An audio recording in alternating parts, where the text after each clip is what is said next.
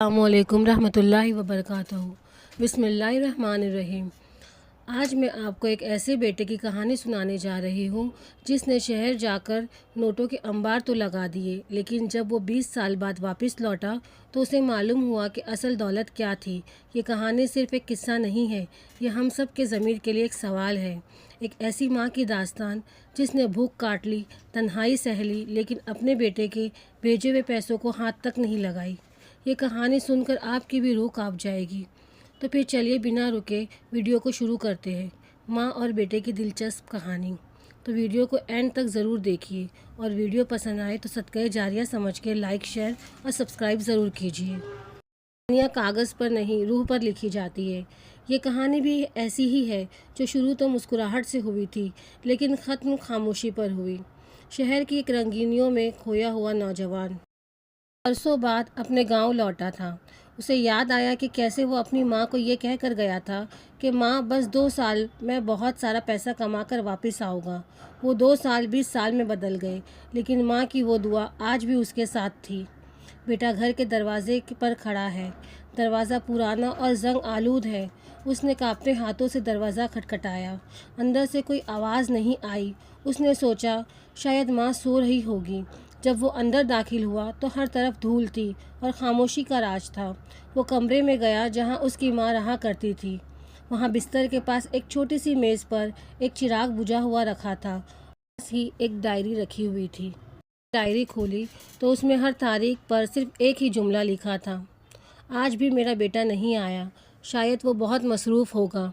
आखिरी सफ़े पर तहरीरी थोड़ी धुंधली थी, जैसे लिखते वक्त आंसू गिरे हो।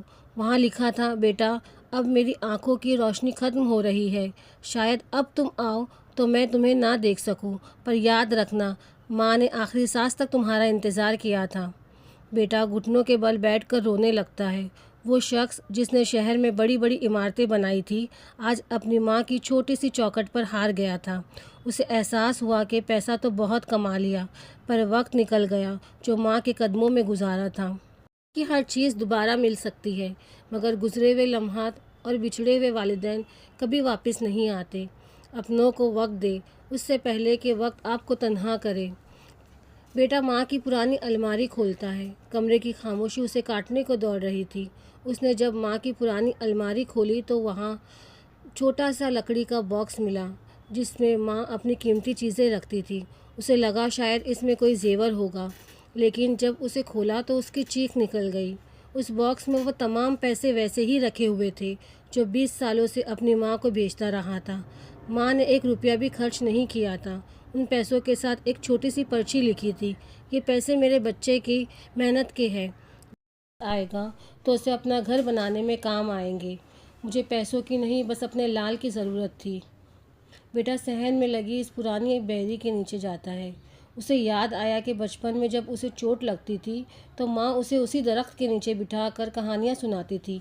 आज चोट रूह पर लगी थी, पर मरहम लगाने वाला कोई नहीं था।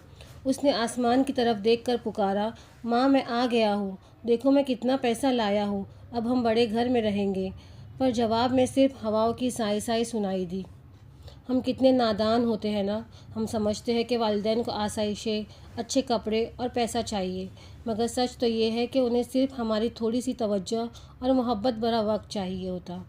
हम दुनिया फ़तह करने निकलते हैं और वो किला ही खो देते हैं जहाँ हमारी जीत की दुआएं मांगी जाती थी। कभी फुर्सत मिले तो अपने वालिदैन के पास बैठकर उनकी पुरानी कहानियाँ सुन लिया करें, क्योंकि एक वक्त ऐसा आएगा जब आपके पास कहानियाँ तो बहुत होंगी, पर सुनने वाला कोई नहीं होगा। बेटा खाली मुसल्ले जानमाज पर सर रखकर रो रहा है। इंसान को सबसे ज़्यादा दुख तब होता है जब उसे एहसास हो कि उसकी तौबा और उसका पछतावा दोनों बहुत देर से जागे हैं। वो बार बार माँ की उस खाली कुर्सी को देखता जहाँ अब सिर्फ उसकी यादें बैठी थी। रोते रोते उसकी नज़र बिस्तर के नीचे छुपे एक पुराने लिफाफे पर पड़ी। उस पर उसका नाम लिखा था। उसने कांपते हाथों से उसे खोला तो उसमें एक आधी बुनी हुई स्वेटर थी और एक खत था। खत में लिखा था, बेटा सर्दियाँ आने वाली हैं, मुझे डर है कि परदेश की ठंडक तुम्हें बीमार ना कर दे। ये स्वेटर मैं तुम्हारे लिए बुन रही थी, पर अब हाथ साथ नहीं देते। अगर मैं पूरी ना कर सकूं तो उसे अधूरा देखकर पुराना बुरा ना मानना। تمہاری ماں کی دعائیں اس کے ہر دھاگے میں شامل ہیں۔ وہ شخص جس نے زندگی بھر سکون ڈھونڈا تھا، آج اپنی ماں کی قبر کی مٹی میں منہ چھپائے بیٹھا تھا۔ وہ وہاں نہ شہر کا شور تھا، نہ پیسوں کی دوڑ، بس ایک ابدی خاموشی تھی۔ اس نے مٹی کو چھو کر کہا، ماں میں جیت کر بھی ہار گیا۔ یہ کائنات کا کڑوا سچ ہے کہ قبرستان ایسے لوگوں سے بھرے پڑے ہیں جن کے بچے کل کا وعدہ کر کے گئے تھے۔ ہم مکان بنانے میں اتنے مگن ہو جاتے ہیں کہ اس مکان کو گھر بنانے والی ہستی ہی رخصت ہو جاتی ہے۔ والدین زندہ ہے تو ابھی جائیں، ان کا ہاتھ تھامیں اور انہیں بتائیں کہ وہ آپ کے لیے کتنے اہم ہیں، کیونکہ یاد رکھیے، لپٹ کر رونے سے وہ آواز واپس نہیں آتی جو کبھی آپ کو بیٹا کہہ کر پکارتی تھی۔ بیٹا خالی گھر میں گھوم رہا ہے جہاں ہر چیز اسے ماں کی یاد دلا رہی ہے۔ وہ بکسا جس میں 20 سالوں کی جمع پونجی تھی اب اس کے سامنے کھلا کے کھلا تھا۔ اسے لگا کہ وہ امیر ہو گیا ہے، پر سچ تو یہ تھا کہ ماں کے جاتے ہی وہ دنیا کا غریب ترین انسان بن چکا تھا۔ بیٹے نے جب گھر کے باورچی خانے میں قدم رکھا تو اسے وہ پرانا مٹی کا چولہا نظر آیا جو اب ٹھنڈا پڑ چکا تھا۔ اسے یاد آیا کہ کیسے ماں شدید گرمی میں بھی اس کے لیے پسندیدہ روٹی پکاتی تھی اور خود ادھوری روٹی کھا کر سو جاتی تھی۔ اور اس کے پاس شہر کے بڑے بڑے ہوٹلوں کے کھانے تھے، پر اس مٹی کے چولہے جیسی خوشبو اور ماں کے ہاتھ جیسی لذت کہاں تھی۔ اس نے ماں کی جانماز اٹھائی تو اس میں سے وہی جانی پہچانی خوشبو آئی۔ وہ وہیں بیٹھ کر پھوٹ پھوٹ کر رونے لگا۔ اسے وہ دن یاد آیا جب اس نے فون پر ماں سے کہا تھا، ماں میں مصروف ہوں، بعد میں بات کروں گا۔ اسے کیا معلوم تھا کہ ایک دن اس کے پاس وقت ہی وقت ہوگا، پر بات کرنے کے لیے ماں نہیں ہوگی۔ ہم اکثر کامیابی کے دوڑ میں اتنے اندھے ہو جاتے ہیں کہ ان کے قدموں کو بھول جاتے ہیں جنہوں نے ہمیں چلنا سکھایا تھا۔ پیسہ تو دوبارہ کمایا جا سکتا ہے، پر ٹوٹے ہوئے دل اگر گزرے ہوئے لمحات کبھی واپس نہیں آتے۔ کاش میں ایک بار پھر بچہ بن پاتا، کاش میں ان پیسوں کے بجائے اپنی زندگی کے چند گھنٹے اس کے نام کر دیتا۔ مدتوں بعد میسر ہوا ماں کا آنچل، پر افسوس کہ اب وہ کفن کی صورت میں تھا۔ ابھی وہ ان پیسوں کے غم سے باہر ہی نہیں نکلا تھا کہ اسے تکیے کے نیچے ایک چھوٹی سی ڈائری ملی۔ یہ ڈائری نہیں، ماں کے ان 20 سالوں کا حساب تھا جو اس نے تنہائی میں کاٹے تھے۔ ڈائری کے پہلے صفحے پر لکھا تھا، آج میرے لال کا فون آیا، اس نے صرف 2 منٹ بات کی، پر ان 2 منٹوں کی آواز نے میرے پورے مہینے کی تھکان اتار دی۔ اگلے صفحے پر لکھا تھا، آج عید ہے، سب کے بچے گھر آئے ہیں، میں نے بھی اس کے پسندیدہ لڈو بنائے ہیں، شاید وہ سرپرائز دینے آ جائے۔ اور آخری صفحہ خالی تھا، بس وہاں آنسوؤں کے سوکھے ہوئے نشان تھے، جیسے ماں لکھتے لکھتے تھک گئی ہو، اس کی امید دم توڑ گئی ہو۔ بیٹے کو یاد آیا کہ وہ شہر میں کتنا مغرور ہو گیا تھا۔ اسے لگتا تھا کہ وہ اپنی ماں کو پال رہا ہے، جبکہ حقیقت میں وہ اپنی ماں کی دعاؤں پر پل رہا تھا۔ اس نے سوچا تھا کہ وہ اسے ایک محل دے گا، پر وہ بھول گیا تھا کہ ماں کے لیے محل اس کا اپنا بیٹا تھا۔ ہم کتنے نادان ہیں، ہم رشتوں کو ترازو میں تولتے ہیں۔ ہم سمجھتے ہیں کہ مہنگے تحفے اور بینک بیلنس ماں کا نام البدل ہو سکتے ہیں، پر ماں باپ کو ریشم کے بستر نہیں، اپنے بچوں کی قربت اور ان کے سرہانے بیٹھ کر 2 میٹھے بول چاہیے۔ بیٹا صحن میں کھڑے ہو کر آسمان کی طرف دیکھتا۔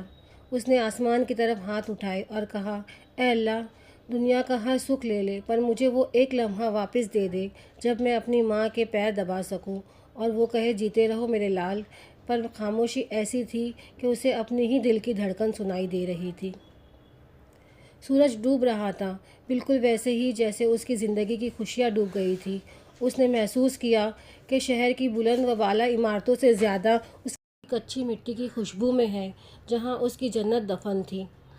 دنیا کی سب سے مہنگی چیز وقت ہے، جو ہم غیروں کو تو دے دیتے ہیں، پر ان اپنوں کے لیے بچا کر نہیں رکھتے جو ہمارے لیے ہر پل جیتے ہیں۔ یاد رکھو، جب تک ماں باپ زندہ ہے تم شہزادے ہو، کیونکہ تمہارے سر پر دعاؤں کا وہ تاج ہے جو کسی بادشاہ کے پاس بھی نہیں ہوتا۔ ان کے جانے کے بعد انسان کتنا ہی امیر کیوں نہ ہو جائے، وہ یتیم ہی رہتا ہے۔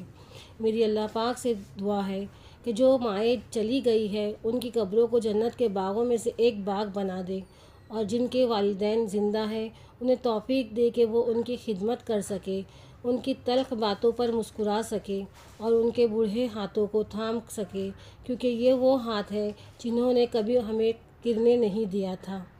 اللہ پاک دنیا کی ہر والدین کو سلامت رکھے اور اپنے حفظ و امان میں رکھے، آمین ثم